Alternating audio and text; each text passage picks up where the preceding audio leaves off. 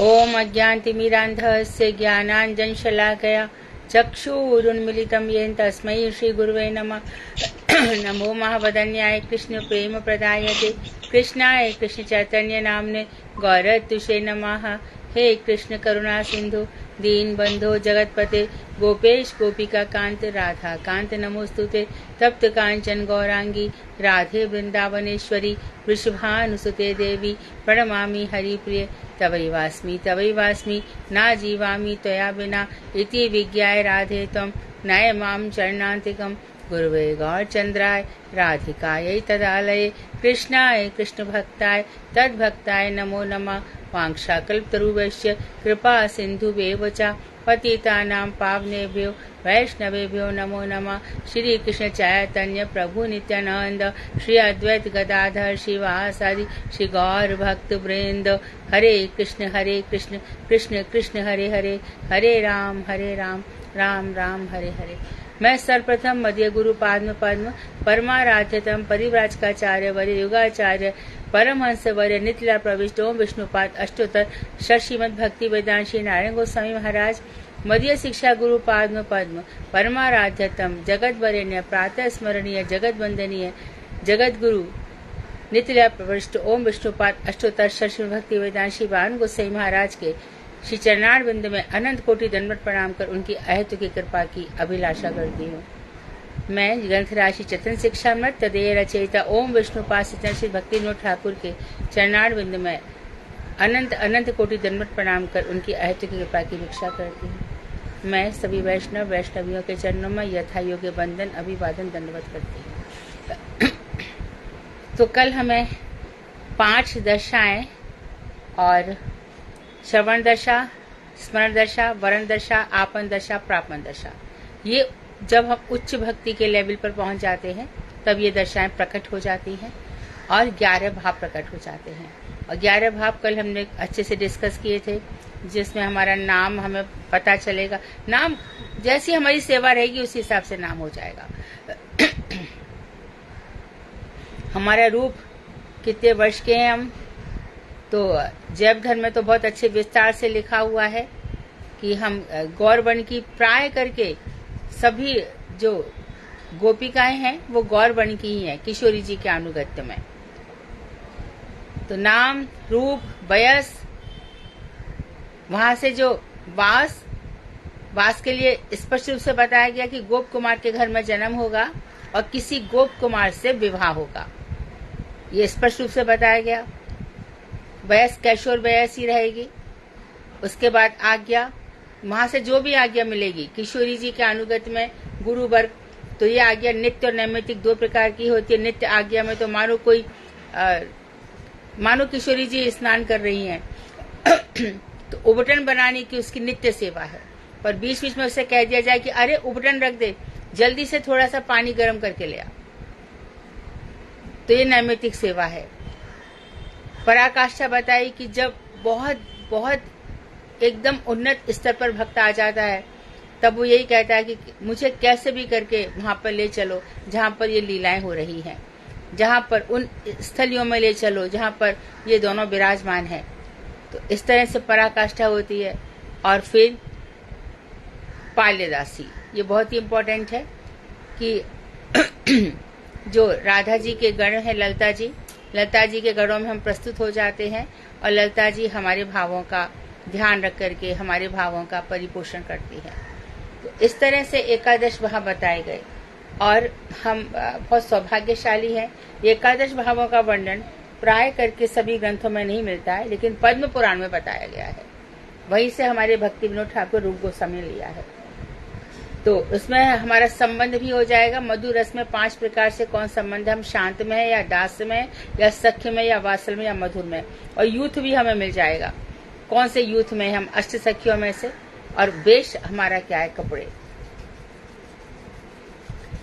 अब इन सब को अपने स्वरूप में भावना करते करते उससे जैसा अभिमान पैदा होगा उसी अभिमान के अनुरूप नित्य सेवा का स्पष्ट भाव उदित होगा।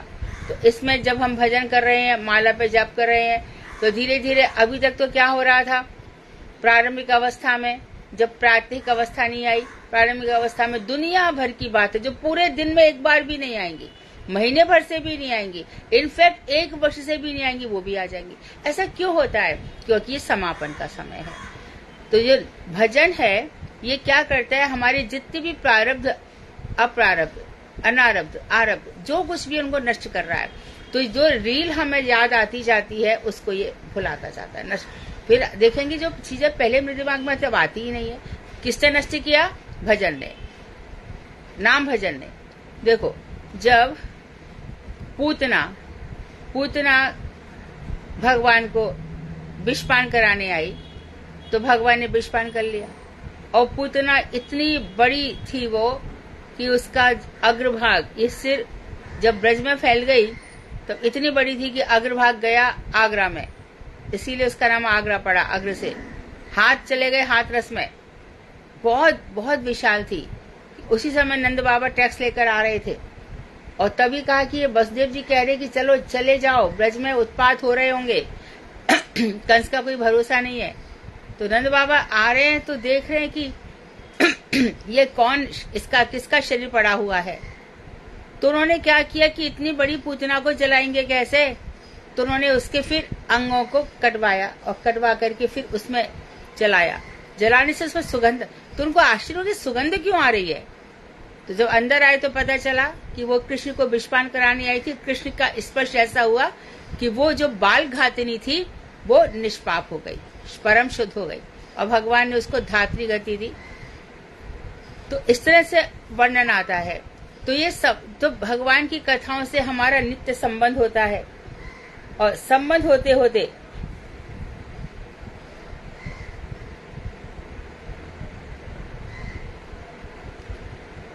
तो मधुर वात्सल्य दास सख्य, इस प्रकार के हमारे संबंध होते हैं भगवान के साथ। और हम उनमें जब लीला का चिंतन करते करते, तो अभी तक तो हमें चिंतन हो रहा था इन सब की, अरे वो मेरा पड़ोसी था, उसने मुझे ऐसा बोला था, उसने मेरे को, अरे मैं बहुत छोटा था, मेरे घर में टीवी नहीं था, मैं उसके घर में टीवी देखने चला जाता था तो मेरा कितना अपमान करता था, मेरे घर में ऐसा नहीं था तो वहां होता, अब मैं इसको देख, पहले अरे जाने दो ना, उसका मेरा उसका उतना ही साथ था, छोड़ो ना, अपना ही कर्म भोग रहा है, मेरा कुछ कर्म खराब था, अब मैं ये सब में क्यों पढ़ूं, अब मुझे भजन करना, ये सब बहुत हो गया। फिर स्थिति, और भजन करते करते फिर नित्य जगत याद आने लगता है, क्योंकि वहाँ कृष्ण से हमारा संबंध हो जाता है। और फिर नित्य जगत में मेरा प्रवेश कैसे होगा, मुझे अब उसकी चिंता है। जगत का तो जो हो गया, अब मैं मरने वाला हूँ, मेरा ये जन्म क्यों बेकार जाने दो, इस प्रकार से फिर चिंतन होने लगता है। तो उस चिंतन में ये फिर एकादश भाव प्रकट हो जाते हैं। आगे इसी पैराग्राफ के अंदर आगे बता रहे हैं,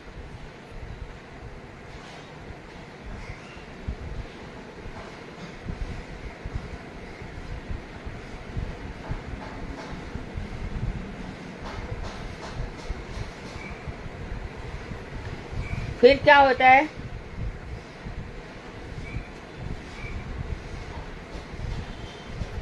तो जड़ जगत में स्थिति, हम जड़ जगत में रह रहे हैं, ध्यान देंगे, भोजन खा भी रहे हैं, सो भी रहे हैं, आदि क्रियाएं अभ्यास के कारण मृत्यु पर्यंत रहेंगी। अर्थात वो इस अवस्था तक पहुंच भी गया है, लेकिन खाना पीना सोना बराबर चलता रहेगा। स्थूल शरीर की रक्षा, इस शरीर की रक्षा कैसे होगी, बीमार है तो दवाई भी ली जाएगी, भूख लगी है तो खाया जाएगा, नींद आई तो सोया भी जाएगा। स्थूल शरीर की रक्षा, भरण पोषण, अच्छा मानो आप धाम जा रहे हो तो स्थूल शरीर जा रहा है, कौन सा शरीर जा रहा है, स्थूल शरीर ने इच्छा की, मन ने इच्छा की तो धाम जा रहे हैं, तो वहां पे जाकर के हम पूरे शरीर की रक्षा करते हैं कि नहीं, भैया हमारे रूम बुक करा दो, हमारे रहने की व्यवस्था कर दो, हमारे खाने की व्यवस्था कर दो, इस तरह से तो हमेशा रहता ही है। भरण पोषण, इस शरीर की रक्षा, खाना पीना आदि क्रियाएं साधनानुकूल क्रिया के रूप में परिभावित होंगी, जैसा साधन होगा। अब यहाँ पर क्या हो जाता है, यहाँ पर थोड़ा सा अंतर आ जाता है। प्रारंभिक अवस्था में हमें मालूम नहीं होता कि क्या भक्ष्य क्या अभक्ष्य, हम सब कुछ खाए जा रहे हैं, सब कुछ खाए जा रहे हैं। हमने अपने पेट को क्या बना रखा था, कूड़ादान। जो मन आए, हमारी बहुत सी माताएं बहनें हैं बच्चे ने थाली में छोड़ दिया, उठा करके, अरे फेंकेगा, उठा करके अपने शरीर में डाल लिया। कैसे कैसे हम लोग, अरे ये बेकार जा रहा है, इसको खा लो, इस तरह से। लेकिन धीरे धीरे नहीं, मैं उतना ही लूंगी जो भजन। देखो, महापुरुष का मतलब ये नहीं है कि लेडीज नहीं है।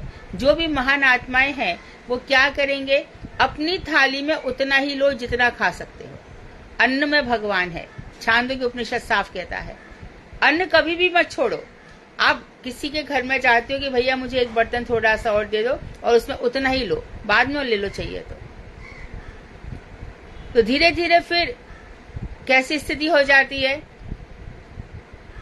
बड़े बड़े महापुरुषों को देखा जाता है, अंत में खाना बहुत कम कर देते हैं। ये भाव के अनुकूल हो जाता है, साधन के अनुकूल हो जाता है। तो धीरे धीरे वो बहुत सी चीजों का त्याग, फिर उम्र भी हो जाती है, भैया गरिष्ठ भोजन नहीं चाहिए, घी इत्यादि का त्याग कर देते हैं। अब इंद्रियों में इतनी क्षमता नहीं रही। ये स्थूल शरीर की रक्षा के लिए है। नीचे जिन श्लोकों को बतलाया जा रहा है उसके अर्थ अत्यंत सरल और बोधगम्य है, और हमने कल बताई दिए सारे अर्थ। जैसे लिखा है यहाँ पे नाम रूप इत्यादि, कल हमने पढ़ लिए थे, उन्हें सभी लोग समझ सकते हैं। साधक का रागानुमार्ग में लोभ उत्पन्न हो जाता है, तब वह सद्गुरु के श्री चरणों में अपनी अवस्था बतलाकर उस मार्ग में प्रवेश कैसे करूं, यह निवेदन करता है। सद्गुरु के पास जाता है, मैं क्या करूं, अब कौन से मार्ग में जाऊं, ये पूछता है। सद्गुरु साधक की रुचि की परीक्षा करके, कल हमने बताया था, रिपीट कर रहे हैं, साधक की परीक्षा करके जैसा उसका अधिकार होता है उसको भजन मार्ग बतला देता है, और साथ ही ये तेरी सिद्ध देह है, उसका चिंतन कर। तो अब प्रश्न ये आएगा कि इतने सारे भक्त थे और हमने सबने, ये हमारा सौभाग्य रहा कि दो महापुरुष हमने सबने देखे, अधिकांश लोगों ने, नारायण गोसाई महाराज को, बाण गोसाई महाराज को, त्रिविक्रम गोसाई महाराज को। इन तीनों सिद्ध पुरुषों को हमने देखा।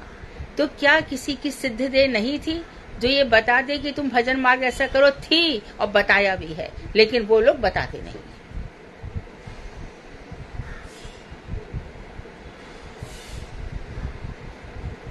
अपने पीछे परंपरा छोड़ के जाते हैं, ऐसे नहीं चले जाते। वंश चलना चाहिए।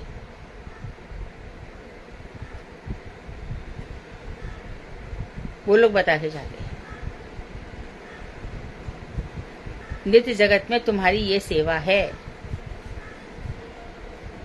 इससे हमने कल बताया था कि राधा दास्यम तो गुरुजी ने प्रकट कर ही दिया था सब समय कि तुम, तो राधा दास्यम में स्पष्ट रूप से कह दिया था कि जब भी श्री कृष्ण एकांत रूप से मिलना चाहेंगे तो मत मिलना, क्योंकि उसमें राधा जी का अनुगत्य नहीं रहेगा, और राधा जी का अनुगत्य किए बिना कोई भी कृष्ण को संतुष्ट कर ही नहीं सकता। वो परम पुरुष है, उनको प्रसन्न करना आसान नहीं है। राधा जी स्वयं ही बहुत सेवा देती हैं। बकुल माला से कहेंगे, जा ये मैंने फूलों की माला गूंथी है, कृष्ण को पहना दे। तो सभी सखियां देखो भगवान की सेवा में लगी रहती हैं, लेकिन किशोरी जी के अनुगत्य में। तो सिद्ध देह का परिचय भी प्रदान सद्गुरु करते हैं। उसी परिचय के अनुसार प्रात्यहिक साधक अर्थात प्रेम में आरूढ़ होने वाला व्यक्ति गुरुकुल में निवास करके समस्त परिचय प्राप्त करेंगे और विशेष यत्न आग्रह के साथ स्व स्थान में रहकर भजन करेंगे। तो ये नहीं कहा है कि गुरुकुल में रह जाओ, वहां से शिक्षा ग्रहण करो। फिर गुरुकुल में रहना तो पीछे मुड़ के मत देखो। छोटे छोटे बच्चे आ जाते हैं, 25 वर्ष तक ब्रह्मचर्य से रहते हैं, और फिर उनसे कहा जाता है कि भैया देखो, या वो खुद भी कह सकते हैं कि मैं विवाह करना चाहता हूं। कोई बुराई नहीं है, कोई बुराई नहीं है। विवाह करना कोई बुराई नहीं है, आसक्ति में रहना बुराई है। अभी समाज ऐसा है कि यदि हमारी बहन बेटियां विवाह ना करें तो कहां जाए? कोई बुराई नहीं है, लेकिन सभी एक दूसरे का सम्मान करें, रिस्पेक्ट करें। उसको सुनना, सुनाना, नीचा दिखाना, उसको हर प्रकार से अपमान करना, ऐसा कभी ना करें। इससे पाप बनेगा।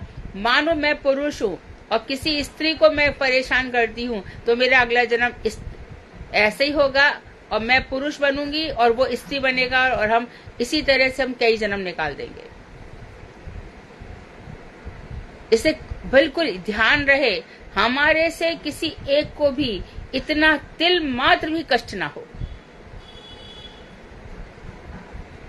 किसी की बुराई मत करो, किसी को धोखा मत दो, किसी की निंदा मत करो, किसी के पैसों पर नियत ही मत रखो। तेरा पैसा तेरा, मेरा कुछ नहीं है, मेरी तो प्रेम संपत्ति है। एकदम स्ट्रांग रहो। ऐसा व्यक्ति ही ऊपर चढ़ता है, क्योंकि उसने इस धाम की नश्वर चीजों से मोह लगाया ही नहीं। वो तो जानते हैं सब नश्वर, मेरा शरीर नहीं रहेगा, इसी किसी नश्वर चीज पे उसने मोह रखा ही नहीं। ऐसे व्यक्ति फिर प्रेम आरुरुक्षु हो जाते हैं, प्रेम पर सवार हो जाते हैं और फिर यत्न आग्रह के साथ, बड़ी कोशिश करते हैं आग्रह के साथ स्वधाम में अर्थात अपने स्थान पर रहकर भजन करते हैं। भक्तिमोहन ठाकुर कहाँ सब घर बार छोड़ करके आए। हम जाते हैं नवदीप, स्वानंद सुखद कुंज है ना, बेटा की भी कुर्सी साथ में, खुद की भी कुर्सी साथ में, और भजन देखो। खड़े होकर के वहां पे देखा, जब जगन्नाथ दास बाबा जी महाराज वहां पे खड़े देख रहे हैं, अरे ये क्या, हमारे नित्यानंद ठाकुर और चैतन्य महाप्रभु दोनों नृत्य कर रहे हैं, नर्तन कर रहे हैं, शिवास इत्यादि सबके दर्शन किए। अरे ये वही स्थान है, यहीं पे गौरांग महाप्रभु का जन्म हुआ, इसी नीम के पेड़ के नीचे। तो जो मैं देख रहा हूँ, क्या ये ठीक ही है ना? तो जगन्नाथ दास बाबा जी महाराज के पास गए। जब बाबा जी महाराज जो कि 140 वर्ष से ऊपर के हो गए थे, उनकी पलकें झुकती नहीं थी, उनको पकड़ के झुकाना पड़ता था। तो वो हमेशा अपने परिचारक बिहारी के सिर पर रहते थे डलिया में, और जो कि चल नहीं पा रहे, डलिया लेके जा रहा, वो एकदम कूद पड़े और नाचने लगे। इसलिए कहा जाता है कि वैष्णवों के शरीर को कोई पहचान नहीं सकता वो कौन से भाव में रह रहे हैं। यदि मूर्छित भी पड़ रहे हैं या जो लीला कर रहे हैं, ये उनकी लीला है। कभी मत कहना कि वैष्णव बीमार है, हमेशा क्या कहेंगे, अस्वस्थ लीला कर रहे हैं। तो एकदम कूद गए और कहा कि हाँ, यही वो स्थान है जहां पर श्रीमन महाप्रभु ने जन्म लिया। तो इस तरह से अपने स्थान पर बैठकर कैसा चिंतन होता है। और देखो, जगन्नाथ बाबा जी महाराज जब गए जहां पे उनकी समाधि है, वहां पर आप साइड में देखो, आपके राइट हैंड में लेफ्ट हैंड पे भी एक वृक्ष है, राइट हैंड पे भी चले जाओ, वहां वृक्ष है, वहां पर वो एक आला सा बनाया गया है, वहां पर वो बैठकर भजन करते थे। और भजन करते करते क्या देखा गया, भक्ति रत्नाकर ग्रंथ में लिखा है, पेड़ों से आवाज आ रही है, हा गौरांग, हा नित्यानंद। ये क्या, पक्षी भी आ गए, पक्षी भी, सारस, शुक, सारी सब पुकार रहे हैं उनके आवेश में, हा गौरांग, हा नित्यानंद। देखो, तो पेड़ पत्ती भी हम नवदीप धाम की तोड़ नहीं सकते या वृंदावन की, उन सब में भी आत्मा भरी पड़ी है।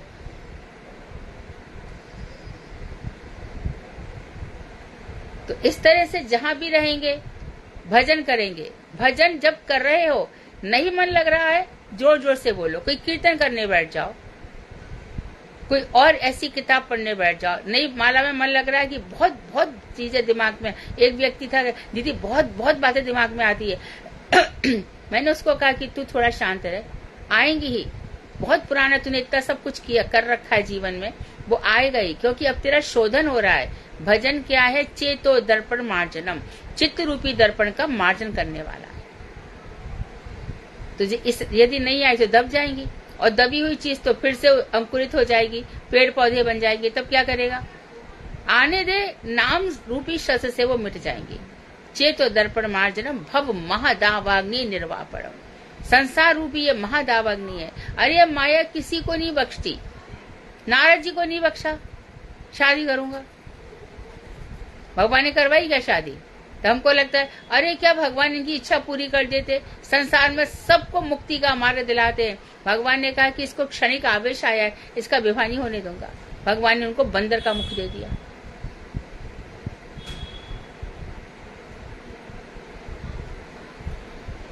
अब है स्वरूप सिद्धि, गुरु प्रदत्त गुरु ने जो अपना हमारे को नाम दिए हैं, तो अपने नाम रूप स्मरण आदि का हमें हमेशा ध्यान रखना होगा। किसी को भी जो भी उसको नाम दिए हैं, जो भी नाम दिया है, जिसको जो भी नाम दिया है, किसी को विशाखा दासी दिया, किसी को ललिता दासी दिया है, किसी को हेमलता, जो भी जिसको दिया है, रति मंजरी दासी, जहां भी, वो उसी भाव में रहे और उसी में सेवा करे।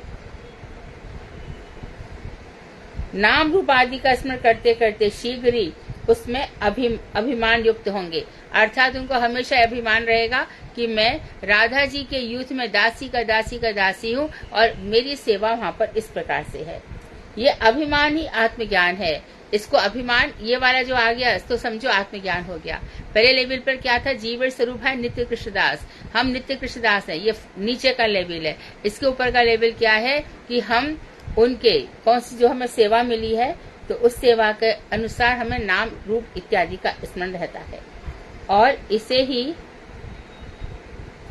स्वरूप सिद्धि कहते हैं। ये स्वरूप सिद्धि है, अर्थात हमारा स्वरूप प्रकट हो गया, हमारा स्वरूप प्रकट हो गया, हमारा रूप प्रकट हो गया, हमारा नाम प्रकट हो गया, हमारी सेवा प्रकट हो गई।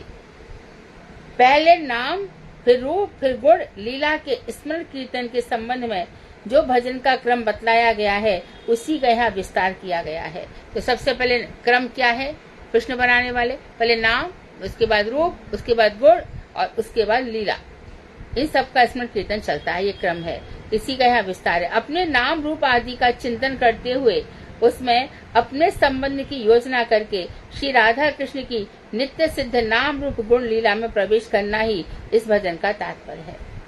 अपने नाम रूप आदि का चिंतन करते हुए उसमें अपने संबंध की योजना, अर्थात भगवान से मेरे कौन से रस का संबंध है, इसकी योजना करके। देखो संबंध की बात थोड़ा सा यहाँ पे समझो कि बद्रीनाथ जब उत्तरादारी से पूछते थे तो उन्होंने गोविंद देव बनाए, केशव देव बनाए, बलदेव भैया बनाए, और कौन हो गए चौथे, केशव देव, गोविंद देव, बलदेव, हरदेव, है ना, ये चारों बनाए। बना करके पूछते थे दादी कृष्ण ऐसे ही दिखते थे क्या, दादी कृष्ण, हले हाँ ऐसे दिखते थे, तू बना ले। बलराम भैया ऐसे दिखते थे, दाऊ भैया, ले हाँ ऐसे दिखते थे।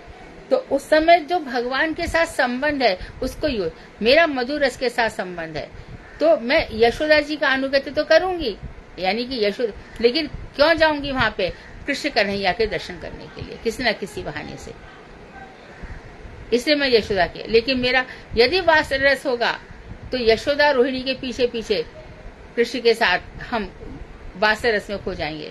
लेकिन ऐसे हम तो संबंध की योजना करके युक्त करके श्री राधा कृष्ण की नित्य सिद्ध नाम रूप लीला में प्रवेश करना ही इस भजन का तात्पर्य है। तो अब इस अवस्था में जहाँ हमारा नाम रूप वयस आज्ञा पराकाष्ठा पाल्यदासी ये सब प्रकट हो गए, तब भजन करते करते हम नित्य जगत में प्रवेश करेंगे, जीते जी भी और मरने के बाद भी।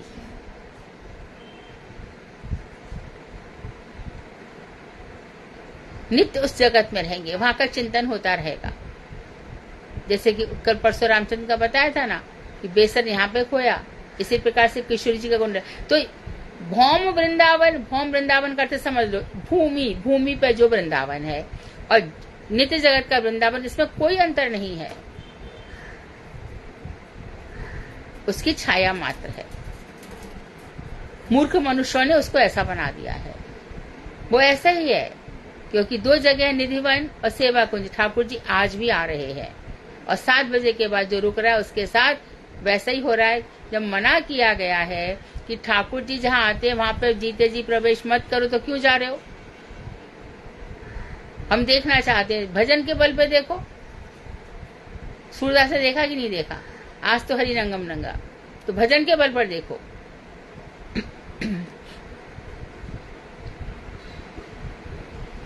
तो ये लीला में प्रवेश करना ही हमारे भजन का तात्पर्य है।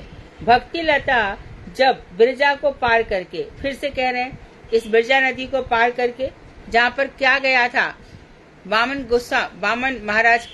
भगवान, वामन अवतार का जो चरण वहां पर पहुंचा था बिरजा नदी का, उसी पानी को ब्रह्मा जी ने संभाल के रख लिया, कमंडलू में भर के रखे। भगीरथी ने कहा कि भैया इस जगत के लोग हैं, मेरे जो 64,000 जो मेरे पूर्वज हैं, इनका उद्धार कैसे होगा? सगर महाराज के पुत्र, कैसे उद्धार होगा इनका? तब गंगा जी से प्रार्थना करी। गंगा ने कहा, देख भगीरथ, आ तो जाऊंगी, पर ऐसी जाऊंगी कि रसातल में डूब जाएगी पृथ्वी। मेरा बेग बड़ा भारी है, कोई संभाल नहीं सकता इसको, मैं धन्न से गिरूंगी। आप देखो, जब वहां पे जाओगे बद्रीनाथ में, ऊपर भीमशिला है, वहां से सरस्वती बह रही है, इतनी खन खन खन खन आवाज कर रही है। तो भीम बोले, इतना क्यों चिल्ला रही है? बोले, द्रौपदी को भाऊंगी। क्यों? इसने पक्षपात किया, कैसे? अर्जुन से ज्यादा प्रेम करती थी। तो भीम ने क्या किया, जो बह रही है वो दो पहाड़ों के बीच में से वहां पर शिला रख दी, जिसको भीमशिला कहते हैं। और उसके बाद सरस्वती आज भी बहुत आवाज कर रही है वहां पर, लेकिन अब अंतर सलीला हो गई है। Saraswati can not be seen, वो अंदर ही अंदर बह रही है, अंदर ही अंदर बह रही है। कभी कभी प्रयाग में एक सफेद सी धारा दिखाई देती है, उसको सरस्वती माना जाता है। और तब गंगा जी ने, ब्रह्मा ने रख लिया, तो अब फिर भगीरथ का, तुम शंकर को प्रसन्न करो। शंकर जी ने कहा, अब ये बिरजा नदी का जल है, ठाकुर जी के जो ये कटा है, ठाकुर जी का चरण लगा है यहाँ पर, वहां से थोड़ा पानी बहा है, तो ये तो मेरे सिर पर रहेगा। और शिव जी क्या कहलाए? गंगाधर। तो पार्वती के सामने कितने सारे चरण चिन्ह हैं। महाराज, आप गंगा को भी धारण किए हुए हो, चंद्रमा को भी धारण किए हुए हो। 27 पत्नियों में रूढ़ी से अधिक प्रेम था, इसके कारण उनको क्षय रोग लगा चंद्रमा को, तो भी उन्होंने ऐसे धारण कर लिया। सांप बिच्छू सब धारण किए हुए हो, और बची खुची शमशान की भस्म भी धारण किए हुए हो। तो ऐसे सुंदर भगवान शंकर हैं हमारे। और काम क्या है? अच्छा ही लगता है उनको ये काम करना, फिर भी संहार करना उनका काम है। तमोगुण के अधिष्ठाता है। और जो सदाशिव तत्व है वो शंकर जी, सदाशिव, जो भगवान की नित्य आराधना में लगे हुए हैं। तो इस तरह से शंकर ने गंगा को धारण किया, और गंगा फिर पृथ्वी पर चली आई। तब भगीरथ से कहा कि देखो, गंगा जाएगी, फैल जाएगी इधर उधर, तुम कमंडल आगे लेके चलो, जिससे किनारे बनते चले जाए, नहीं तो पृथ्वी डूब जाएगी।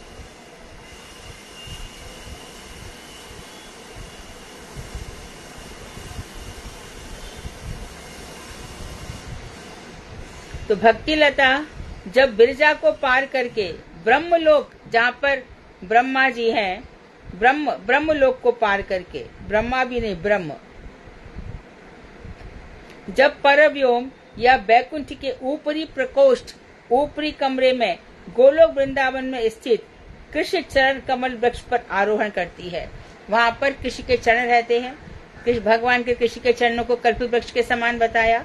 जब उनके चरणों में चली जाती है, तब उस लता का अवलंबन कर साधक रूप माली भी अप्राकृत धाम को प्राप्त करते हैं। उस स्वरूप सिद्धि को किसी किसी भक्त लेखक ने साधक का साधन संपूर्ण होने के पहले ही ब्रज के गोप गृह में जन्म ग्रहण करना कहा है। तो इसी को जो स्वरूप सिद्धि है, कोई भक्त लेखक ने ये साधक का साधन संपूर्ण होगा, इसके पहले कहा गया है अब इसका किसी गोप घर में जन्म ग्रहण होगा।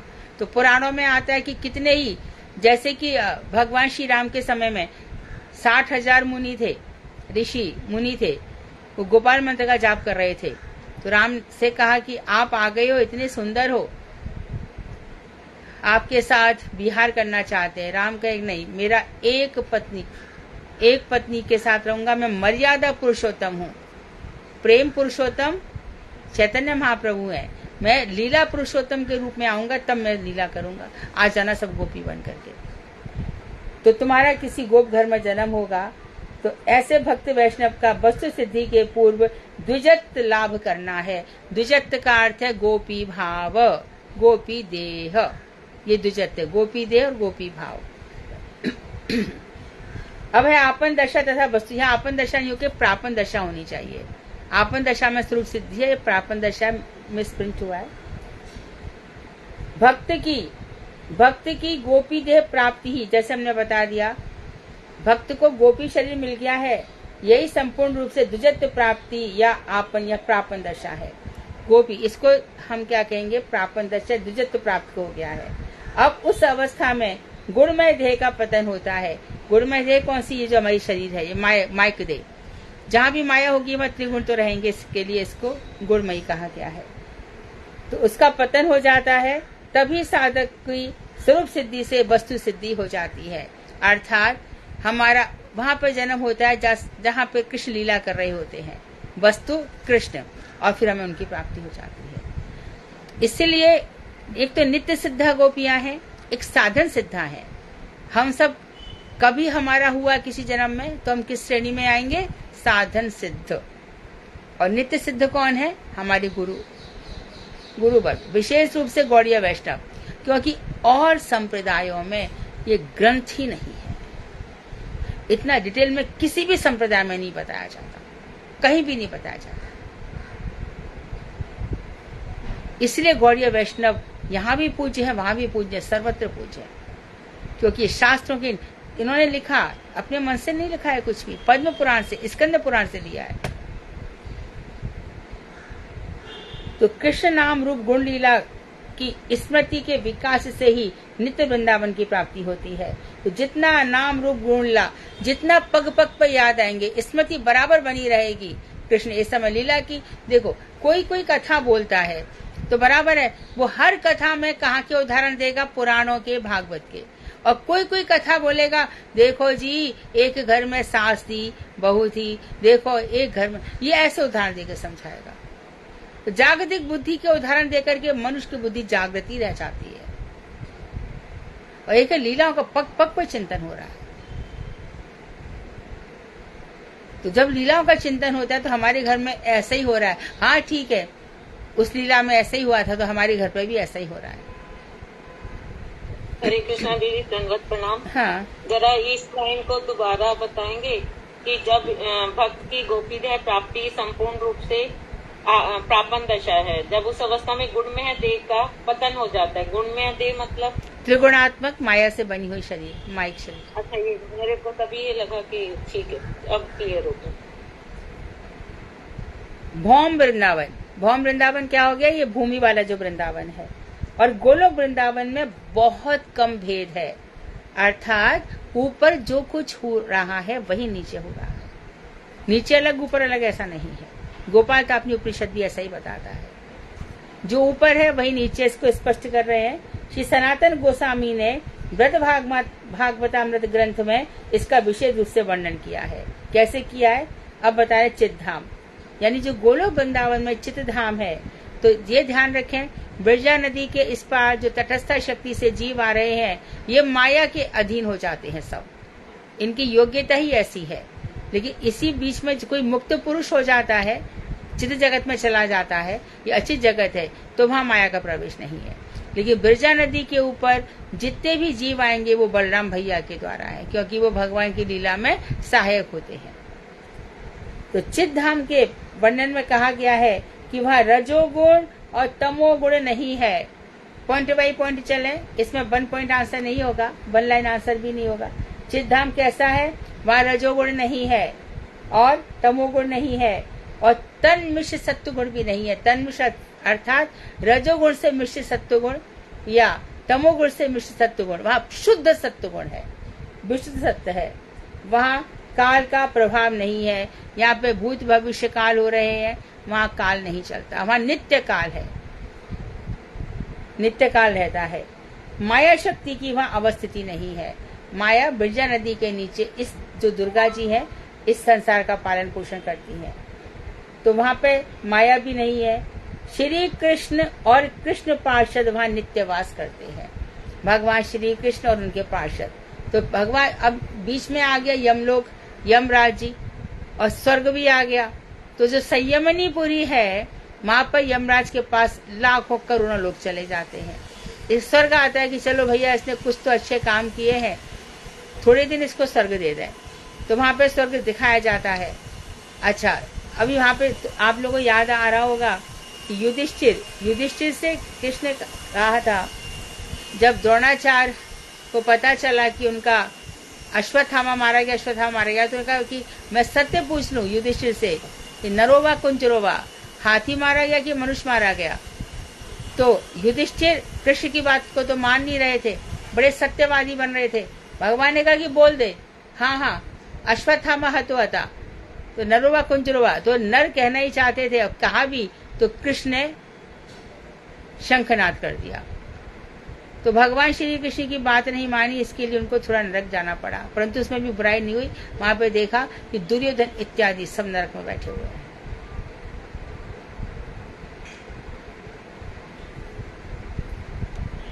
तो ये धाम की बात चल रही है। और तो वहां पर कृष्ण पार्षद क्या करते हैं, तो यहाँ पे यमराज भेजते हैं अपने यमदूतों को, जा लेकर के आ। अरे इसने संसार में पैसे के लिए बहुत लोगों को तंग किया है, मजदूरों को पैसा नहीं दिया, अरे ले गया इसको, पहले तो इसको 1 करोड़ वर्षों तक यहीं पे रखूंगा, उसके बाद ऐसा जीवन भेजूंगा, ये ना खा सकेगा ना पी सकेगा, इसको अपंग बनाओ। क्या क्या भगवान को तो क्रोध आता है। यमराज से कहा, चित्रगुप्त जरा इसका कंप्यूटर खोल दो, इसका फीडबैक बता दो क्या क्या है। तो वहां पे ये सब हो जाता है। हम लोग सारे नरक वरक कुछ नहीं होता। इतने सारे जब देखते हैं संसार में कैसे गरीब लोग हैं, फिर कैसे चाइना में जन्म दे दिया ना तो खाते रहना कॉकरोच और मच्छर सब। और ऐसा जन्म होता है कि इस जन्म की एक्सपायरी डेट भी नहीं है, लेते रहो जन्म पे जन्म, जन्म पे जन्म करते रहो। अरे त्यागी बन जाओ ना, क्या जरूरत है, क्या फर्क पड़ रहा है, जो है उसी में संतुष्ट हो जाओ।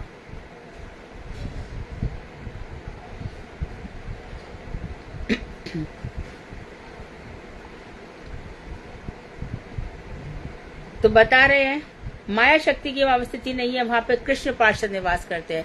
विश्वक्सेन है, गरुड़ जी है। तो अजामिल के लिए तो देखो गजेंद्र के लिए आ गए, ध्रुव के लिए आ गए, और कभी कभी इनके 8 पार्षद हैं, नंद है, सुनंद है, विश्वक्सेन है, गरुड़ जी है, इस प्रकार से माली सुमाली भी है। उनको नीचे भेजते हैं, यार ये मेरा भक्त है, मेरे बिना रह नहीं पाता, इसको ले आ।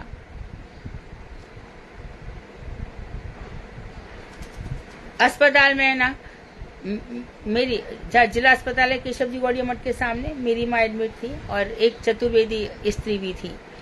She was about to die, एकदम मरने ही वाली थी। तो हम माँ के पास बैठे थे, भगवान की इच्छा है कि हमने ऐसी ऐसी चीजें देखी है। तो वो बोल रही थी, अरे मैं उसी की भाषा बोल रही हूँ, एकदम रिपीट कर रही हूँ बिल्कुल। अरे काले काले से हो तुम, यहाँ कहाँ से आ गए, तुम्हारा यहाँ पे कहाँ काम है, अरे चलो यहाँ से। और वो एकदम पद प्रहार करने लगी, पैर चलाने लगी, तुम मेरे पास क्यों आए हो, मेरा तो कन्हैया है, तुम्हारा से मेरा काम का है।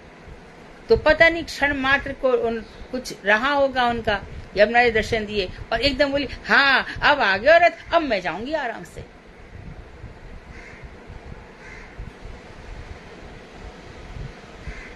तो जैसा चिंतन है वैसी मृत्यु है।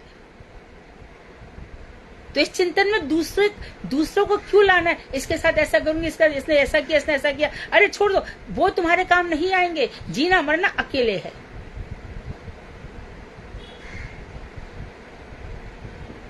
छोड़ दो सब, जीते जी छोड़ दो, मरने के बाद तो छोड़ोगे ना। तो वहां पर इस तरह से वो, हाँ अब विमान आया, अब मैं जाऊंगी। तो बस इतना ही कहा उन्होंने, फिर वो माता जी एकदम शांत हो गई। ऐसी भी कोई कोई घटना घटित होती है। मेरी नानी ने खुद सुनाया था कि नानी की बुआ जी, नानी की बुआ या नानी की ननद, मुझे एकदम याद नहीं है, कि वो गई और चित्रगुप्त से गलती हो गई, उनको धक्का देके नीचे गिरा दिया। तो वो एकदम चिता में उठ करके बैठ गई। बोले क्या हो क्या तुम, बोले ऊपर घुमाए, बोले मुंह को तो वहां से धक्का दे दी और इस तरह से ऐसा हो गया। उसने कहा कि अभी तू 1.5 साल और रहेगी, 1.5 साल जाके खूब भजन कर, भजन करके तेरा उद्धार हो जाएगा। आत्माएं घूम रही है। कोई कोई आत्मा देखो जरा सा जीती है, 2 दिन भी नहीं जीती मर जाती है, जीवनी शक्ति नहीं है उसके अंदर।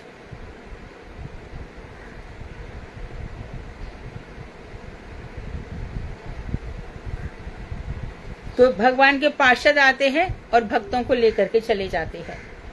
क्या ही आश्चर्य की बात है। भेद और देश काल ये सभी वहां पे वर्तमान है।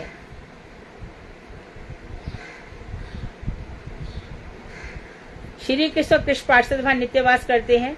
यह कैसे संभव हुआ?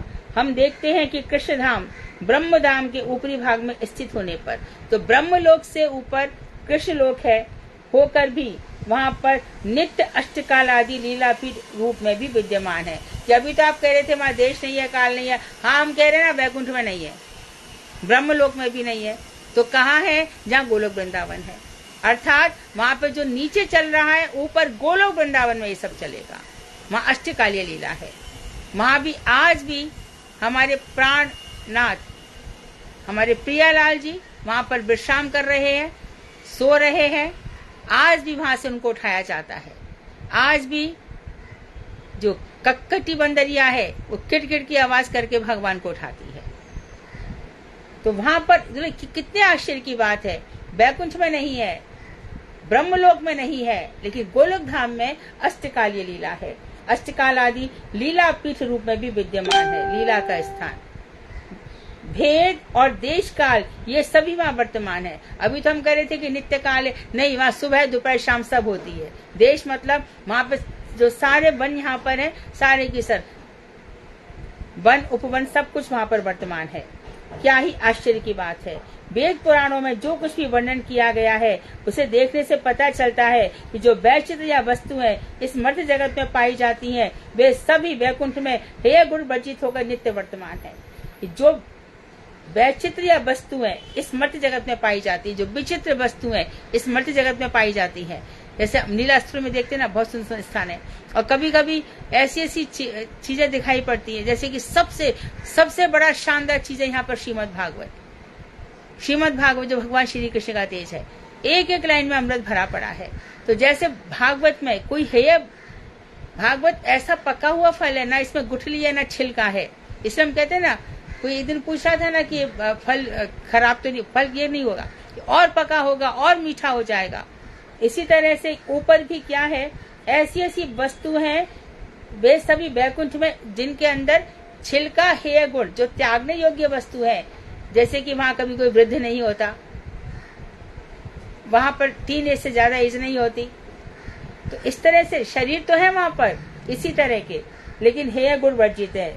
त्यागने जो योग्य चीज है उनका वहां पर उनको निकाल दिया जाता है। मूल बात यही है कि यह जगत जो प्रेजेंट हम वृंदावन देख रहे हैं, ये चित्त जगत का छाया है, प्रतिफलित मात्र है। जो नित्य वहां पर इतने सुंदर प्रकृति है, जमुना बह रही है, धीर समीर है। देखो, और सबकी तो बात जाने दो। मैया ने इतना ही तो कहा कि कन्हैया मुझे 4 धाम करने हैं, ले चल। बोले काहे को? ब्रज सबसे ऊपर है, लो चलो देव सरोवर देख लो, आदि बद्री देख लो, केदारनाथ देख लो, सब कुछ दिखा दिया मैया को। जब यहाँ पर इस वृंदावन में सब कुछ है, तो इसी तरह से गोलोक वृंदावन में भी सब कुछ है। चिद्धाम वृंदावन में उसी का फल यहाँ पर है। जैसे कि हम जितते अब मानो आदि बद्री की तरफ जाते हैं, थोड़ी ऊंचाई की तरफ जाते हैं, जमुनोत्री दिखाई दे रही है, गंगोत्री बहती दिखाई दे रही है, और हम एकदम खो जाते हैं। और इसके ऊपर न जाने कितना सुंदर होगा। हम हवाई जहाज में भी उड़ते हैं तो नीचे झांकते हैं तो क्या दिखाई देता है? कुछ दिखाई नहीं देता है। इसलिए जब तक हम नीचे लेवल पर ही है, तभी ये मेरा है, ये तेरा है, ये इस लेवल पर दिखा। जहां लेवल हमारा ऊपर उठा, हम संसार के प्रपंच से ऊपर उठे, तब अयम निजा परोवेती गणना लघु चेतसा। जिनका हृदय बहुत छोटा है वो ऐसी बातें करते हैं। जो ऊंचा हो जाएगा, देखो गांव में जाते हो और वहां पर कितने ही गांवों में, जैसे कि इधर नंदगांव के पास हम गए, खदी नंद खिड़क में हम गए, वहां पर रोटी लेकर के आ रहे हैं, भांडीर बन चले जाओ। गांव वालों के पास रोज परिक्रमाएं आती है, रोज परिक्रमा, और रोज वो रोटियां खिला रहे हैं प्रेम से। क्या कमी है उनके यहाँ पे? क्या कमी हो गई? कढ़ी बैठ कर खाई हमने, रोटी बैठ कर खाई, और पैसे तो पैसे भी लेते नहीं है। अभी नंद खड़क में हम थोड़ी ज्यादा देर रह गए तो उस दिन गोपाष्टमी थी, तो कृष्ण बलराम दोनों गोप बन करके आए। गैया की हमने पूजा करी और पूजा करके गैया को गुड़ इत्यादि ये सब केले इत्यादि खिला रहे थे। तभी पता चला कि भैया आप लोग जाना मत, दोनों नंद बलराम आ रहे हैं। तो नंद खड़क में दोनों आकर के बैठे। सारे के सारे गांव वाले प्रसाद में कितनी सुंदर सुंदर वस्तुएं बना करके लाए थे। छोटे बच्चे कितना खाते, और सबको खूब बांटा था। संकुचित नहीं होना चाहिए। हुतम च दत्तम च तथैव तिष्ठति। जो भगवान के लिए दिया जाता है, और सच्ची बात तो ये भगवान और भागवत की, वो कभी कभी कम नहीं होता। एक सूट लेने जाते हैं, एक है ना, आराम से 4000 5000 का, मैं नहीं जानती, इतना होता ही हम लोग बच्चों को देखते हैं, इतना ये सब लाते ही है। और हम एक परिक्रमा में इतना सा किसी को दिल खोल करके कर नहीं सकते। जहां जा रहे हैं ऐसे हाथ मांग मांग के, कभी तो हाथ ऐसे रखो। क्या ले जाओगे जीवन में? कहीं कुछ मिल रहा है, भीड़ लग गई, लाओ लाओ लाओ। अरे लेने गए थे क्या? लेकर आओ तो रस लेकर आओ, लीलाओं को लेकर के आओ, और वहां पे कुछ तो दो, 100-200 ही दे दो। अरे हमने तो परिक्रमा में, अरे दे दिया, ठीक है ना। कहीं पे वहां पे छोटे छोटे कुछ घूम रहे, अच्छा भैया तुम ले लो। तो इस तरह से जाना चाहिए। ये भगवान सब देखते हैं, ये सब भगवान की व्यवस्था है। तो यह जगत चित्त जगत का प्रतिफलित तत्व है। यहाँ पर माया द्वारा उक्त सभी वस्तुएं कलुषित हो गई हैं, और है तो जगतमयी का, लेकिन माया ने यहाँ पर सबको बिगाड़, सब चीज सारी वस्तुएं खराब कर दी है। जैसे हमारी जमुना जी को ले लो, और जहाँ स्थान पर प्रदूषण नहीं है, जैसे कि आदि बद्री गए, केदारनाथ गए, वो अभी तक वैसे ही है। जब से कृष्ण आए 5000 वर्षों से ऐसे ही है, कुछ भी नहीं बिगड़ा। चित्त जगत में माया और उसके त्रिगुण नहीं है। सत रजो तमोगुण चित्त जगत में नहीं है। अभी भी वृंदावन धाम ऐसा ही था। कुंभन के पास आया, अकबर आया, मुझे सेवा दे दो, तो है ना, राजा सेवा कर दे। सबने कहा शहंशाह, अरे शहंशाह होगा अपने, हमारा शहंशाह तो कृष्ण है। अब फतेहपुर सीकरी में अकबर ने कहा कि सूरदास फतेहपुर सीकरी आओ, कुछ भजन सुनेंगे। सूरदास बोले मोको कहा फतेह सीकरी सौ काम, मेरा क्या, तेरी होगी सीकरी तेरी होगी, मेरा क्या लेना देना है। भक्तों का ऐसा भाव होता है। और ऐसे के पास बैठ करके कृष्ण खूब मुस्कुराते हैं, खूब हंसते हैं। सारे टाइम इनका भगवान से वार्तालाप चलता है। तो चित्त जगत में माया और उसके त्रिगुण नहीं है। अतः वहां पर जो चित्त जगत है, नित्य गोलोक धाम, वहां सभी निर्दोष है, हर कुछ निर्दोष है, और वहां पर शुद्ध सत्यमय है। काल और देश भी वैसे ही है, वहां पे काल और देश सब वैसे ही है। आगे बता रहे हैं कृष्ण लीला मायातीत त्रिगुणातीत है। माया अर्थात त्रिगुणात्मक, वहां पे कृष्ण की लीला निर्गुणा है, वहां पे सत्य रस तमोगुण के अधीन नहीं है, अतएव निर्गुण है। उस लीला की रस पुष्टि के लिए वहां का काल समय निर्दोष है, देश स्थान निर्दोष है, और आकाश जल इत्यादि सभी कृष्ण लीला के उपकरण हैं। अर्थात जो पंचभूत यहाँ दिख रहे हैं वो वहां भी है, वहां भी आकाश। किशोरी जी जाएंगी तो वहां पे भी चंद्रमा तारे तो रहने ही चाहिए, लेकिन वो यहाँ वाले नहीं है, वो दिव्य है। जैसा कि ब्रह्म संहिता में बताया गया, हम सबका शुद्ध स्वरूप है। इसी प्रकार वहां पर सब कुछ है, परंतु एकदम निर्दोष है। वो सब कृष्ण लीला के साधन है। इसलिए उस चिन्मय काल में, जिसमें जड़ीय काल का प्रभाव नहीं है, अर्थात जहाँ वहाँ भूत भविष्य वर्तमान नहीं है, यहाँ पर हुआ। हम 5000 वर्ष पहले कृष्ण आए थे, वहां पे अरे आए होंगे 24वीं चतुर्युगी के त्रेता युग में भगवान श्री राम आए थे। अच्छा, 16वीं चतुर्युगी के सत्य युग में नरसिंह देव आए थे। चाक्षुष मनवंतर है, वैवस्वत मनवंतर है, ये सब यहाँ का काल है। वहां पर तो नित्य काल है। वहां पर जाओ तो राम भगवान अपने अयोध्या में बैठे हुए हैं। किम पुरुष वर्ष में हनुमान जी बैठकर आराधना कर रहे हैं। हरिवर्ष इलाहाबाद खंड में और नरसिंह भगवान बैठे हुए हैं। सब कुछ है वहां पर एज इट इज है, इसलिए तो आनंद वहां पे ज्यादा है। तो जड़ीय काल का प्रभाव नहीं है। कृष्ण लीला अष्टकालीय है, तो कृष्ण लीला का जो है वो सॉरी, इस वाले पैराग्राफ को कृष्ण लीला मायातीत त्रिगुणातीत निर्दोष काल एक बार और बता दो। हाँ, इस माया से त्रिगुण से अतीत है। जो माया के 3 गुण है, सत्वगुण, तमोगुण, रजोगुण, इनसे परे है। कृष्ण लीला में ये 3 गुण नहीं रहते। हमारे जो भगवान जो करते हैं वो लीला है, हम जो करते हैं वो कर्म है। हम इन तीनों गुणों से युक्त होकर करते हैं। हमारे कर्मों में सत्वगुण, तमोगुण, रजोगुण रहता है। हम क्रोध कर रहे हैं, तमोगुण हो गया। हम हंस रहे हैं फालतू में, ये रजोगुण है। अरे हम किसी को थोड़ा सा दान दे दिया, वो सत्वगुण है। तो हम तीनों गुणों के अधीन होकर के काम करते हैं। कृष्ण लीला निर्गुण है, उसमें 3 गुण नहीं होते, प्रपंच से अतीत है, ये बताया। और उस लीला की रस पुष्टि के लिए ना वहाँ काल का दोष है, ना स्थान का दोष है, और ना भूमि का दोष है। आकाश, जल आदि भी सब वहां पर एकदम स्पष्ट क्लियर है, और वो कृष्ण लीला के उपकरण है। यहाँ पर देखो, यहाँ पर जो आकाश है, एक स्थान ऐसा है, कौन सा है वो? साउथ पोल है। कौन सा? उत्तरी ध्रुव, जहाँ 6 महीने दिन रहता है और 6 महीने रात रहती है। कैसा बड़ा दोष में इंसान जी रहा है, सोचो।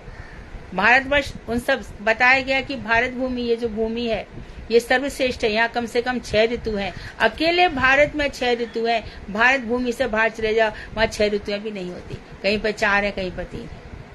अमेरिका में इतने जाड़े पड़ते, सब यहाँ भगे चले जाते हैं। तो वहाँ काल का कोई दोष नहीं है। कृष्ण लीला अष्टकालीय है। कौन कौन सी? निशांत काल, यहाँ से शुरू होता है।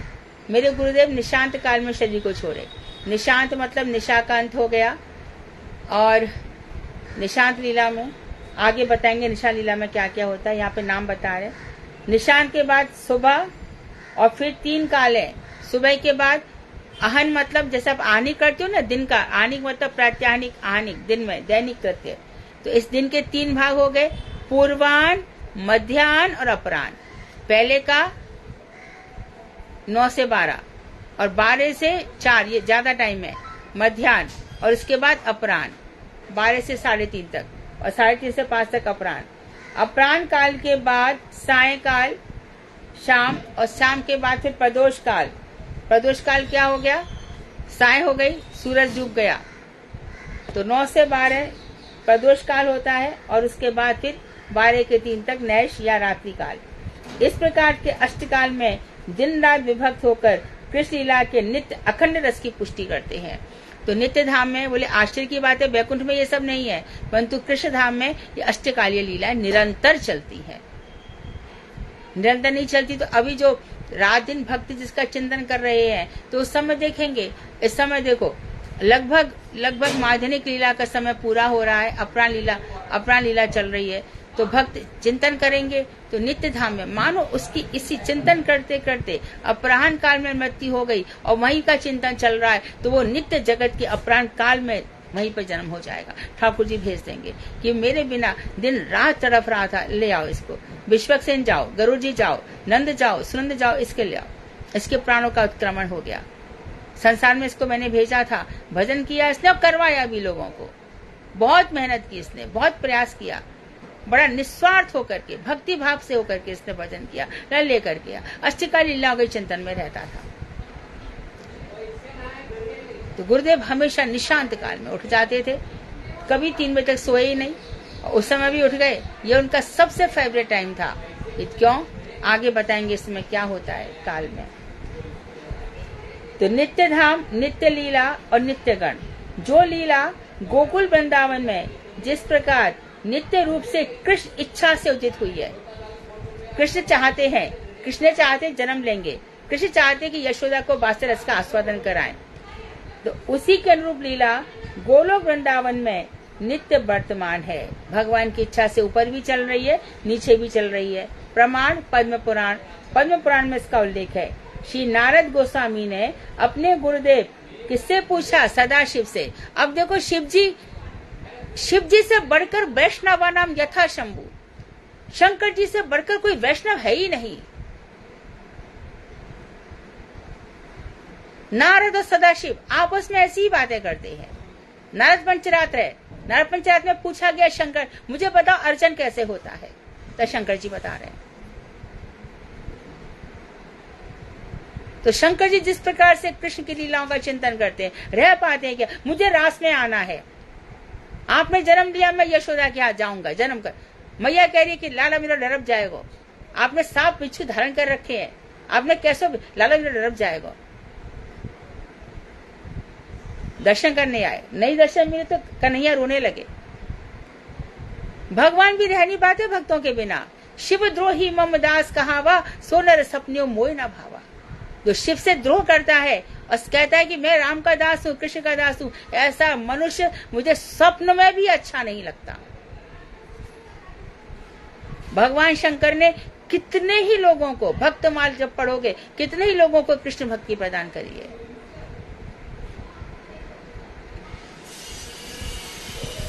तो हमारे शंकर जी नंदीश्वर बन करके, भूतेश्वर बन करके, और कंस के यहाँ तो रंगेश्वर बन के थे, तो यहाँ पर बैठे हुए हैं ब्रज में। तो सदाशिव से पूछा था नारद जी, प्रभु मैंने जो कुछ पूछा वह सब कुछ मैंने सुना, जो कुछ पूछा आपने बताया मैंने सुना। इस समय सर्वोत्तम भाव मार्ग जानने के लिए इच्छुक हूँ। बताओ, सदाशिव अष्टकाली लीला का चिंतन कर रहे हैं, तो कहते आप जो अष्टकाली लीला वो मुझे बताओ, मैं जानना चाहता हूँ। तो महादेव जी ने कहा, हे नारद, कृष्ण के दास सभी सखा, पिता, माता, प्रेयसी, उनकी जो प्रियाएं हैं, गोपिकाएं, कृष्ण तुल्य गुणवान एवं नित्य हैं। तो देखो, पहली बात तो ये समझ के रखो, कृष्ण के जितने भी दास हैं, रक्तक पत्रक सभी, उनके जितने भी सखा हैं, उनके पिताजी नंद बाबा, मैया यशोदा, उनकी जो गोपिकाएं हैं, प्रेयसियां हैं, वो सभी कृष्ण के समान उतनी ही चिन्मय है, उतनी गुणवान है और नित्य है। अर्थात जैसे कृष्ण का कभी भी मरण और जन्म नहीं है, उसी प्रकार से इनको तो ये अवतरित होते हैं, प्रकट होते हैं। इसी प्रकार से वैष्णवों का आविर्भाव तिरोभाव होता है। आज आंख के सामने है, आज कल हमारी आंख से छुप गए। कहीं गए थोड़ी है, रास में भगवान छुपी तो गए थे, कहीं गए थोड़ी थे, तो फिर प्रकट हुए साक्षात मनमथ। इतने सुंदर थे कि करोड़ों कामदेव को भी, जिनका कोटि कोटि जो लावण्य है भगवान का, उससे कामदेव परास्त हो जाता है। तो भगवान ये सब उनके ही समान नित्य है। पुराणों में जिन अप्रकट लीलाओं का वर्णन है, वे भौम वृंदावन में नित्य रूप से काल चक्र में वर्तमान है। इसको ध्यान से सुनो। पुराणों में जो अप्रकट लीलाओं का वर्णन है, अर्थात जो लीलाएं यहाँ पर अभी दिखाई नहीं दे रही हैं, इस भूमि वृंदावन में वो नित्य रूप से काल चक्र में वर्तमान है। इस भूमि वृंदावन में ऐसे चलती है, इसका वर्णन ऐसे किया गया है कि जैसे मशाल है, मशाल को घुमाओ एकदम तेजी से, तो इसी प्रकार से इस जगत में जो ऊपर की लीलाएं हो रही हैं, इस जगत में आज इस जो भारतवर्ष है, इसमें जो भौम वृंदावन में, यहाँ ठाकुर जी 5000 वर्ष पहले लीला करके चले गए। अब भगवान के रोमकूप में एक एक रूम में अनंत अनंत कोटि ब्रह्मांड है, तो वहां पर ठाकुर जी अब दूसरे वहां पर लीला कर रहे हैं। लीलाएं कभी समाप्त नहीं होती, ये चलती रहती हैं। यहाँ पे पूरी हुई, दूसरी जगह शुरू हुई, वहां पे पूरी हुई। लघु भागवतामृत में रूप गोस्वामी ने खूब वर्णन करके लिखा है, अलाथ चक्र की भांति। चैतन्य महाप्रभु ने भी बताया है, चैतन्य चैतन्यामृत में भी है, नित्य निरंतर चलती रहती है। तो वन में आवागमन रहता है और कृष्ण सखाओं के साथ गोचारण। तो वन की गोष्ठ में भगवान आते जाते रहते हैं, गोष्ठ जहाँ गैयाएं हैं, और उसके बाद सखाओं के साथ आना जाना नित्य धाम में भी हो रहा है, यहाँ भी हो रहा है। तो भगवान की लीला नित्य काल विराजमान है। अभी भी ठाकुर जी की कहीं बंशी बज रही है, ठाकुर जी इस समय गैया चराने जा रहे हैं, नित्य जगत में भी और किसी एक ब्रह्मांड में भी साइमल्टेनियसली ये सब चल रहा है। बलराम जी के समय भी जब अघासुर को मारा, ब्रह्मा जी ने सब गोप बालक इत्यादि छुपा लिए और भगवान ने उतने ही रूप धारण कर लिए, उतने ही ग्वाल बाल बन गए, उतनी ही वंशी बन के उनके वस्त्र बन गए। ये कृष्ण की इच्छा के ऊपर है। तो पहले उन्होंने बता दिया कृष्ण की इच्छा से ये सब चलता रहता है। तो आज कथा को यहाँ विराम देते हैं। वांछा कल्पतरुवश्य कृपा सिंधु बेवचा पतितानां पावनेभ्यो वैष्णवेभ्यो नमो नमः। सोमवार को प्रश्न होंगे, यदि प्रश्न जल्दी हो गए तो हम अष्टकालीय लीलाओं का चिंतन करेंगे। दीदी, जो ये आप अभी कह रहे हैं कि किसी अन्य ब्रह्मांड में चल रही हैं और नित्य जगत में भी चल रही हैं, तो उन ब्रह्मांड में जैसे हमारे पूर्व आचार्यों ने या गोस्वामियों ने उनका दर्शन किया है, तो क्या ये चीजें, वो ब्रह्मांड हमें पता है कि कौन सा ब्रह्मांड है जहाँ चल रही हैं? अनंत कोटि ब्रह्मांड है साधना जी, अनंत अनंत कोटि ब्रह्मांड है, हम गिन नहीं सकते। ठीक है। अनंत, नो एंड, वो भी करोड़। भगवान के एक एक रूम में अनंत अनंत कोटि ब्रह्मांड है, तैर रहे हैं ऐसे ही। मतलब एक एक प्रकोष्ठ में, एक एक रूम में ही उनके रोम रोम रोम, ये रोम होता है ना, रोम में।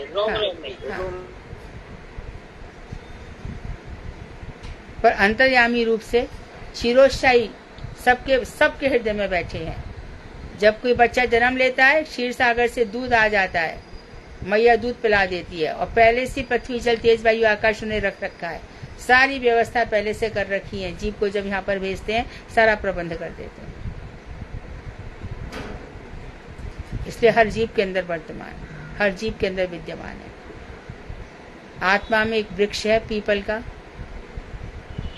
ऊर्ध्वमूलमधः शाखम् अश्वत्थं प्राहुरव्ययम् छन्दांसि यस्य पर्णानि यस्तं वेद स वेदवित्। गीता में साफ बताया गया है।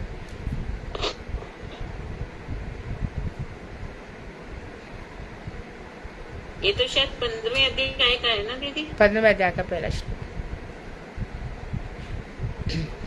पुरुषोत्तम योग। कोई और प्रश्न ना हो तो फिर चतुश्लोकी भागवत सब मिलकर गाओ। भगवान श्री कृष्ण की वाणी बोल रहे हैं, आप ध्यान रखना। साधारण नहीं है ये सुयोग हर किसी को नहीं मिलता।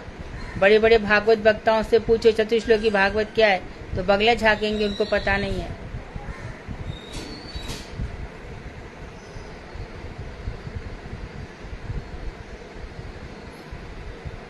कौन प्रारंभ कर रहा है? गाइए। हरे कृष्णा। हाँ, सबको दंडवत प्रणाम। सबको दंडवत, मेरा भी। कोशिश करती हूँ। हाँ, गाओ। चालू करती हूँ, आप पर वो पूरी करवा देना।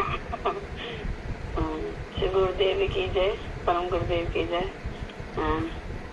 श्री भगवान वाच अहम वेवा मे बाग्रे नायत सत सत यत अहम मे वास में भाग्ये नायत यत सत सत परम प्रच्छादेहम यते दक्ष यो अविशेषेत सो अस्य हम ऋते अर्थ यत प्रतीयेत ना प्रतीयेत चात्मनि यत विद्यात् आत्मनो मायां यथा भाषो यथा तमा तथा मेतानि भूतानि भूतेषु च पचेष्वनो पविष्ट अन्य पविष्टानि यत तथा तेषु न तेषुवम् एतावदेव जिज्ञासम् तव जिज्ञासु न आत्मनम् अन्वे व्यक्ति रेखाभ्याम यत सात्य सर्वथा सर्वदा। अशुद्ध बोला, थोड़ा कोशिश कर। इसमें भी प्रिंट में भी एक गलती है।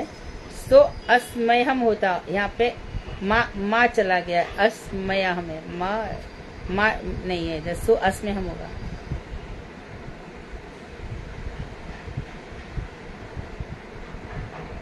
और कोई नहीं है? माँ सॉरी है। और कौन सुना रहा है? हरे कृष्ण दीदी। हाँ पूजादास में हाँ भगवान उवाच अहमेवास्मि माग्रे नान्यद्यत् सत्परं पश्चादं यदेत् च यो अविशेषे सोऽस्म्यहं द्वितीयत् तत् प्रत्येत् न प्रत्येत् चात्मनि तद्विद्यादात्मनो माया यथा यवासो यथात्मे यथा महान्ति भूतानि तेषु चावचेष्वनु प्रविष्टान्यप्रविष्टानि तथा तेषु न तेष्वहम् एतावदेव जिज्ञासं तत्त्व जिज्ञासु सनातमने अनव्यव्यतिरेकाव्यां यत् स्यात् सर्वत्र सर्वदा। सुंदर, बहुत अच्छा, वेरी गुड। और मैं तो सोचा था सब मिलकर के जोर जोर से चिल्ला के गाएंगे एकदम बच्चों की तरह, जनगण मन अधिनायक जय। नहीं दीदी, इसमें वो नहीं बैठेगा, सब अलग अलग आवाज जाएगी। तो भी चलेगा, तो भी चलेगा। हरे कृष्णा दीदी जी का याद दंडवत नहीं है, प्रणाम। देख के बोल सकते हैं, याद नहीं हुआ दीदी अभी। देख के अलाउड नहीं है, बिना देखे बोलो। कल बोलो, परसों बोलो, सोमवार को बोलो। हाँ, हाँ। सोमवार तक दीदी पक्का। हाँ सुधा, आप सुना रहे हो?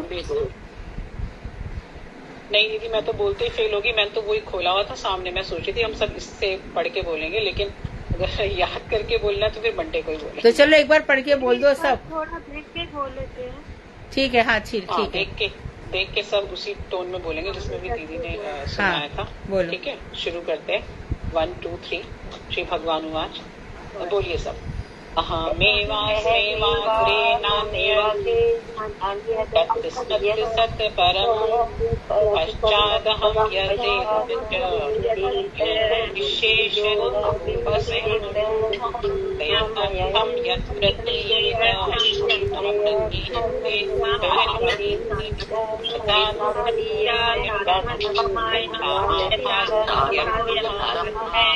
यथा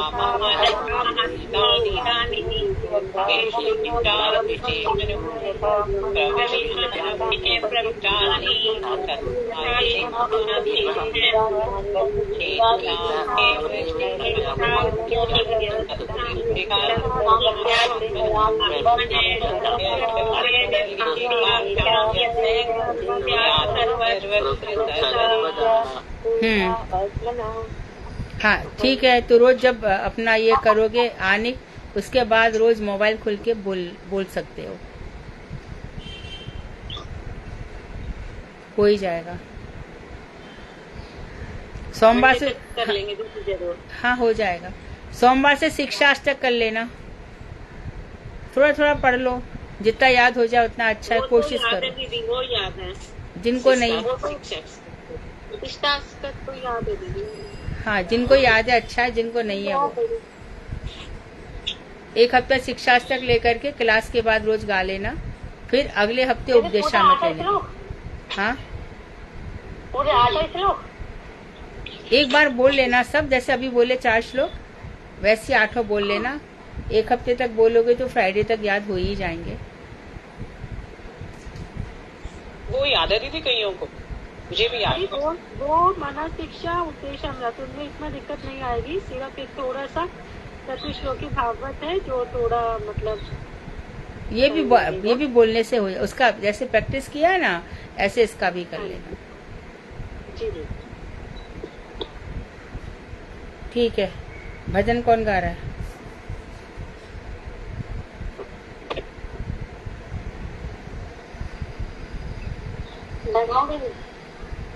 हाँ गाओ। कोई और गाया? पूनम तोमर भी आई हुई है, आपने बोला था। पूनम गाओ। मैं कहा तो किया। कौन है? पूनम गाओ। कौन बोल रहा है? हरे कृष्णा दीदी, मेरी आवाज आ रही है? कौन? पूनम है दीदी, आवाज आ रही है मेरी? पर पूनम की ना। हरे कृष्ण जी, हाँ आवाज आ रही है दीदी? हाँ हाँ आ रही है जी दीदी। हरे कृष्णा, सभी को धन्यवाद प्रणाम। श्री कृष्ण चैतन्य प्रभु दया कर मोरे, तुम बिना के दयालु जगत संसारे, पतित पावन हेतु तव अवतार,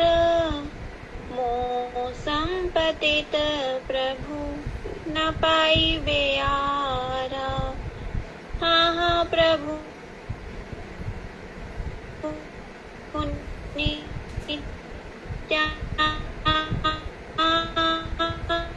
आवाज कट गई।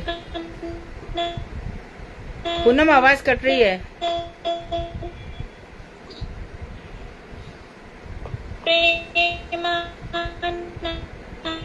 आवाज कट रही है।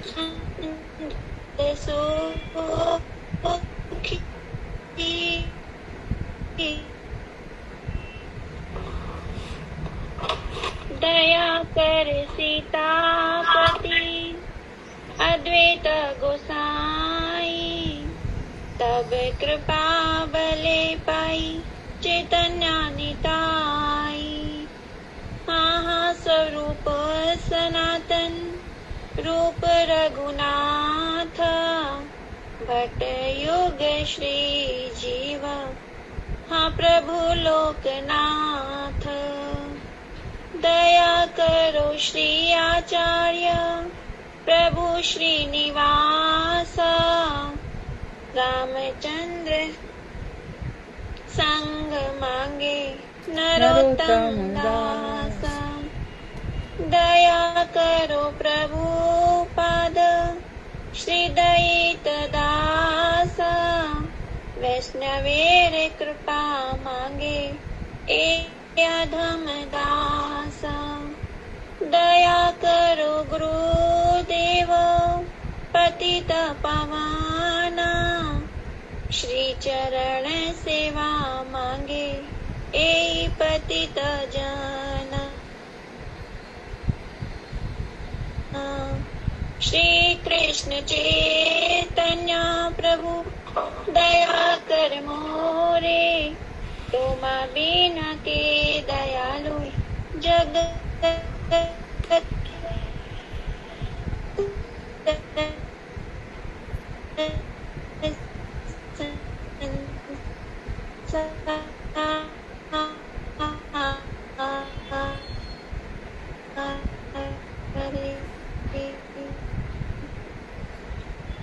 जय सच्ची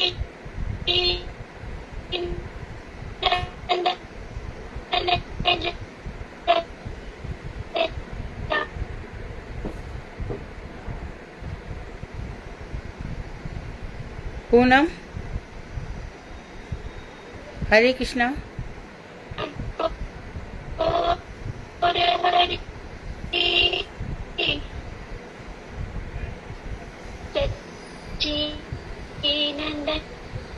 जया गौर हरि। एक छोटा सा message. Hare Krishna Poonam. Poonam can you hear me?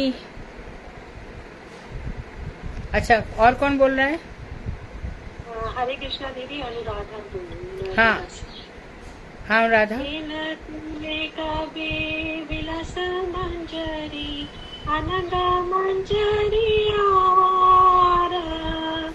हमारे हिरियाति कृपा करी बोलिबे वचन सारा, बोलिबे वचन सारा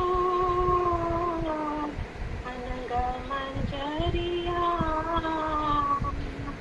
ऐसो ऐसो सखी शीलिता गाने जानिब तुम्हारिया, ग्रह कथा छाड़ी राधा कृष्ण भजो तजिया धारा मलाज, तजिया धारा मलाज जानिब तुम्हारिया।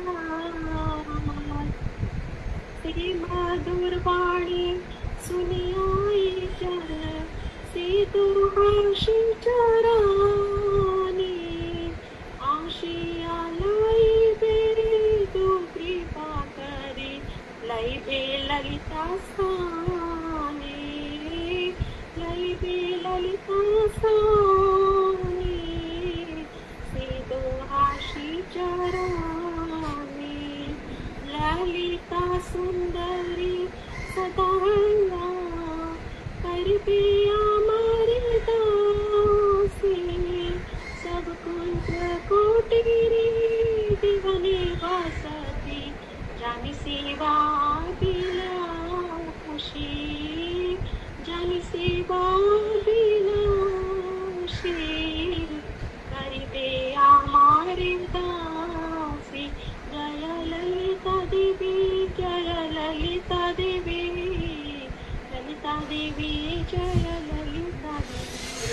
बहुत सुंदर, बहुत बढ़िया।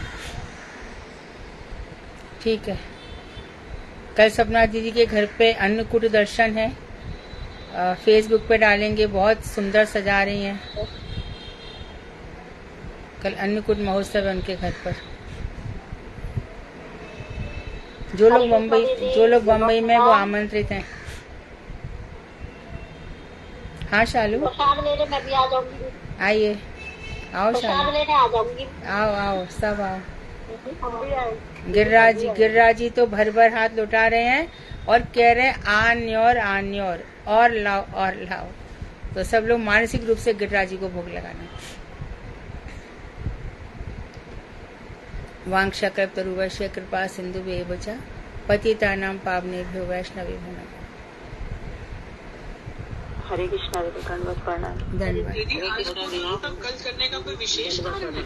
ना, हमारे यहाँ उत्सव होते ही रहते हैं ना। अच्छा, वल्लभ कुल की बलिहारी, जब देखो जब तैयारी।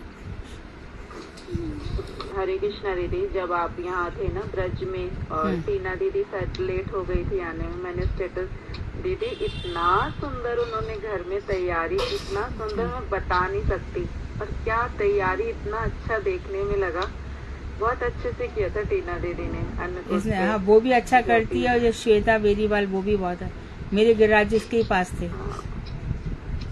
श्वेता बहुत बेरीवाल अच्छे के से घर पे थे। सजाती हैं। दीपावली के दिन भी इतना सुंदर सजाया उन्होंने मंदिर ठाकुर।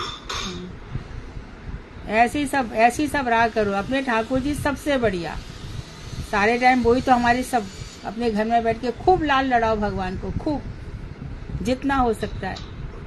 गोपाल भट्ट गोस्वामी ने यही तो कहा कि आप शिला रूप में थोड़े से हाथ पर प्रकट कर दो ना, मैं भी आपका श्रृंगार करूं। तो रुके क्या, प्रकट कर दिया ना। तो जितने भावों से करोगे अपने ठाकुर जी को, उतना ही होगा। हरे कृष्णा दीदी, जब से अपनी कथा में ये बोला है ना, बहुत पहले ही बोला था कि अपने घर के ठाकुर जी को ज्यादा महत्व देना चाहिए। मठ मंदिरों में तो बहुत पुजारी हैं, ब्रह्मचारी हैं, सब कर। उस टाइम से दीदी हमारा भी यही होता है कि हमारा घर ही वृंदावन है और पहले हम अपने ठाकुर जी का सारा कुछ करें, उसके बाद हमें कहीं बाहर जाना चाहिए। बिल्कुल बिल्कुल, तो यही प्रयास रहता है दीदी। हमारा घर ही और वृंदावन आनंद है। भी आता है, फिर चिंता भी रहती है कि हमने ये करना है, हमने वो करना है। बिल्कुल। जितना में हो पाए। दीदी जब तक महाराज जी थे ना, दंडवत दीदी, जब तक महाराज जी थे ना, हमने कभी भी दिवाली या अन्नकूट कभी भी दिल्ली में नहीं मनाया। हम वहीं जाते थे गोवर्धन में महाराज जी के साथ।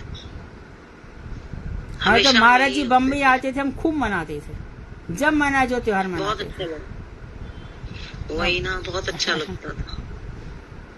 चलो कोई नहीं, अब हमारे को महाराज जी मिल तो गए, हमारी दीदी मिल तो गई है। खूब खूब भगवान को खूब लाड़ करो, खूब उत्साह पूर्वक। दीदी आगे मैं 6 बजे से पहले कभी उठती नहीं। मेरे बच्चे कहते हैं जब से दीदी आपको मिली, आप 4 बजे से आप 3:30 से उठना शुरू हो जाते हो। बहुत सुंदर, बहुत अच्छा है। किशोरी जी की कृपा कहते है। हैं हमारी तरफ से दीदी को प्रणाम करना बहुत बहुत कि आप 4 बजे उठ के करना शुरू हो गए। दीदी मैं जब अच्छा। से, चाहे कार्तिक बीचा, चाहे मेरी आंखों का ऑपरेशन हुआ, चाहे जो मर्जी हो, मैं 4 बजे के बाद बिल्कुल भी बिस्तरे पे नहीं लेटती। बिल्कुल, बहुत अच्छा कर रहे हो। 4 बजे का समय नाम जप का है, किसी और चीज का है ही नहीं। हरि बोल, हरि बोल। हाँ हाँ, नाम जप कर। ठीक है। वांक्षा कल्पतरुभ्यश्च कृपा सिंधुभ्येव च पतितानां पावनेभ्यो वैष्णवेभ्यो नमो।